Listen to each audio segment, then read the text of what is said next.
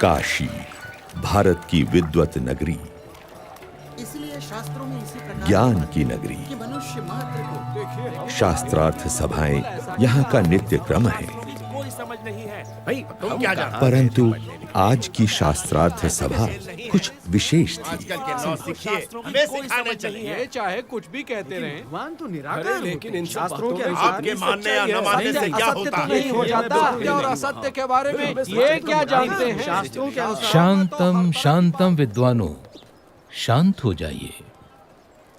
आप सब प्रकांड विद्वानों से मैं काशी का राज पंडित विनती करता हूँ कि इस गहन चर्चा को हम यहीं छोड़ दें, ऐसे कैसे हो सकता है? लेकिन क्यों?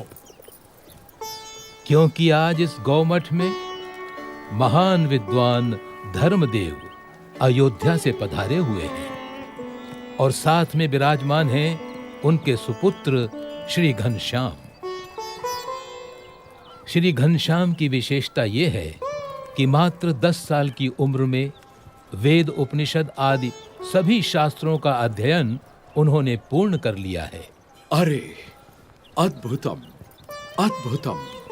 इतना ही नहीं, अपनी तीक्ष्ण बुद्धि से घनश्याम ने सभी शास्त्रों का सार तत्व भी निकाल लिया है।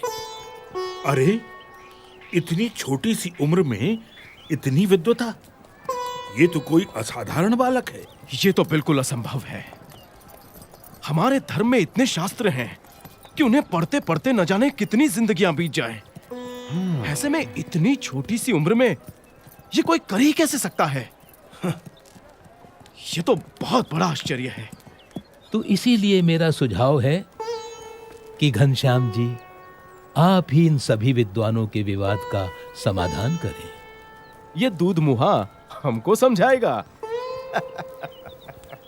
प्रथमं तु नमस्कारांजलिं समर्पयामि। ऋग्वेद में कहा है कि परमात्मा एक ही है, लेकिन विद्वान लोग एक ही परमात्मा को भिन्न भिन्न रूप से पुकारते हैं। तो फिर इसमें विवाद का सवाल ही कहाँ उठता है? तो बताओ, क्या वो भगवान साकार है या उनका कोई आकार ही नहीं है? भगवान कभी निराकार नहीं हो सकते। यदि भगवान निराकार होते तो उनके द्वारा निर्मित ये सृष्टि कैसे साकार होती? अरे, जिन्होंने इस साकार सृष्टि की रचना की है, वे भगवान कैसे बिना आकार के हो सकते हैं? शास्त्रों में भगवान के दिव्य स्वरूप का कितना अद्भुत वर्णन है। वे तो सदा साकार हैं। वेद में कहा है कि स ईक्षत, यानी भगवान ने देखा। यदि देखा तो क्या उन्हें केवल आंखें ही होंगी? लेकिन यहाँ पर तो नहीं, वे तो सदा दिव्य स्वरूपधारी हैं। घनश्याम का तर्क कितना ठीक और सटीक है। साधु साधु।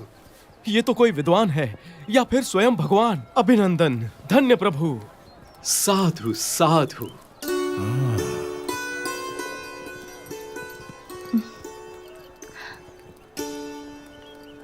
तो आप बताएंगे कि किस साधना से मनुष्य को मुक्ति या मोक्ष मिलता है? मोह का क्षय ही मोक्ष है।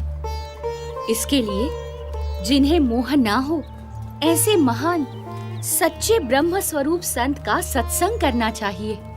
ऐसे संत के सत्संग से ब्रह्मरूप होकर पर ब्रह्म की भक्ति करके ही मनुष्य मोक्ष प्राप्त करता है। उपनिषद में कहा है, ब्रह्म विदाप्नोति परम।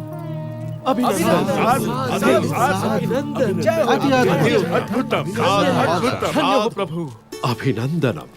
धन्य धन्य प्रभु। आपकी विश्वसनीय वाणी ने सबका हृदय जीत लिया है।